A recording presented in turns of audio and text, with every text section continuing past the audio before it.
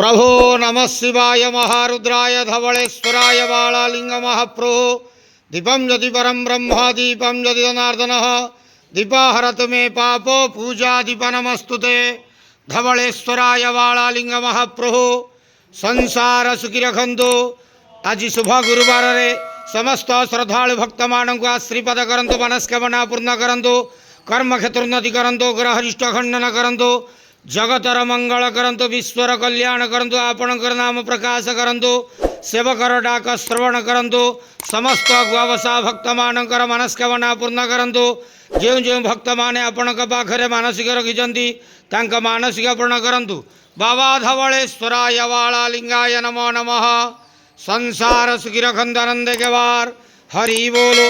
आज शुभ गुरुवार रे समस्त श्रद्धालु भक्त मानक आशीर्वाद करंतु, आनंद के वार हरि बोलो। हर हर महादेव शिव शंभु धवलेश्वराय बालालिंगाय नमो नमः।